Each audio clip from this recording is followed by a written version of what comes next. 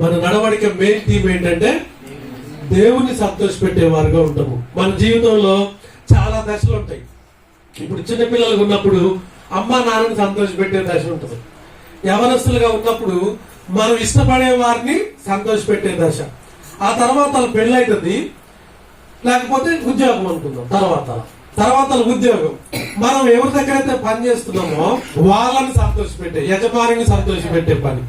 ఇక ఉద్యోగం వచ్చింది, పెళ్లి చేద్దాం అన్నాకలా భార్యని సంతోషపెట్టేవారంగా, భర్తను సంతోషపెట్టేవారంగా. ఈ లోపల పిల్లలు పుడతారు, ఆ తర్వాత పిల్లలను సంతోషపెట్టేవారంగా. ఏం చేసినా వారి కోసమే కదా చేస్తుంది మనం అనుకుంటూ ఉంటాం. ఏం చేసినా వారి కోసమే కదా. అది చాలా తప్పు.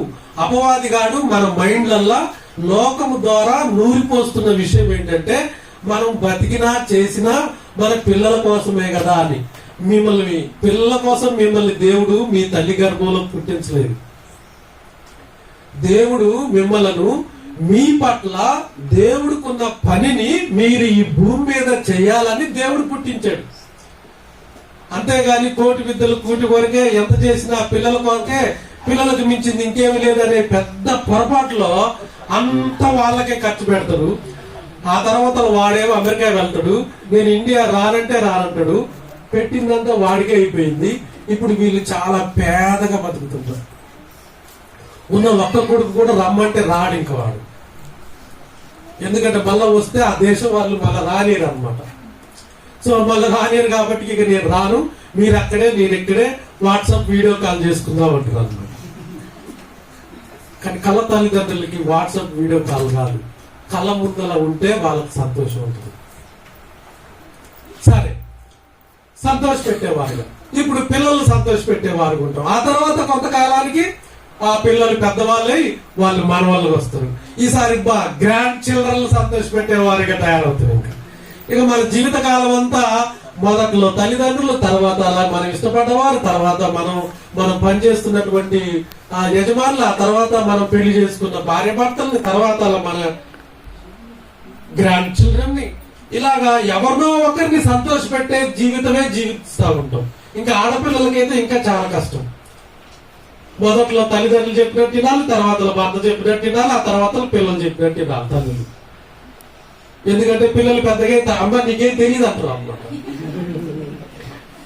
సో ఇంకా ఏం మాట్లాడదు, ఇంక ఎవరు సంతోషపడటానికి ఉండదు వాళ్ళకి, వాళ్ళు చెప్పినట్టు చేసేటట్టు ఉంటుంది.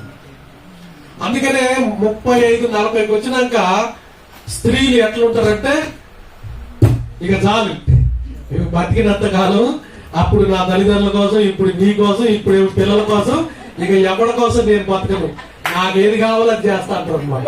అందుకే అక్కడి నుంచి చాలా మంది విడిపోతా ఉంటారు. ఎందుకంటే ఇంకెంతకాలం మీరు చెప్పే చేయడానికి కాదు, దేవుడు నన్ను ఈ భూలోకాన్ని తీసుకొచ్చింది, నా దేవుడు పని కూడా చేయాలి నేను. అంతేగాని నువ్వు ఊరికిన ముడుచుకొని ఉండు, మాట్లాడొద్దు, మందిలో మాట్లాడొద్దు, లేకపోతే నువ్వు ఒకదాని వెళ్ళొద్దు. ఇలా ఎంతకాలం? చిన్నప్పుడు మా నాన్న దగ్గర నుంచి మొదలై ఇప్పుడు ఇక తర్వాత గ్రాండ్ చిల్డ్రన్ ఏం చేస్తారు తెలుసా?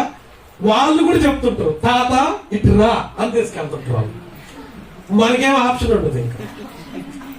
సో ఇంకా చెప్తే చేసేది కాదు, నేను కూడా నా దేవుడి కోసం ఏదైనా చేయాలి, నేను కూడా నాకు ఇష్టమైన రీతిగా నేను బతకాల, ఒక సంతోషం ఉండాల అనేటటువంటి 35 దాటిన స్త్రీలలో స్ట్రాంగ్ విల్ పవర్ ఉంటుంది.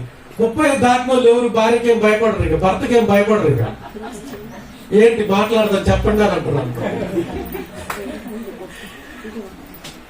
సో అందరు అట్లా కాదు, కానీ కొందరిని మనం చెప్పుకుంటా ఉన్నాం. మన విషయం ఏంటంటే ఇతరులను సంతోష పెట్టేవారికి కాదు మొదటి అంశము, దేవుణ్ణి సంతోష పెట్టేవారిగా బతకటం. అది నువ్వు చిన్నతనంలోనైనా, నువ్వు యవ్వనంలోనైనా, యుక్త వయసులోనైనా, నీవు తండ్రిగా ఉన్నప్పుడైనా, తల్లిగా ఉన్నప్పుడైనా, మరి తాతగా అమ్మమ్మగా అయినప్పుడైనా, నువ్వు అన్ని దశల్లో కూడా మనకెప్పుడు ఒక గురి ఉండాలి. ఆ గురి ఏంటంటే దేవుణ్ణి సంతోష పెట్టేవారుగా ఉండాలి.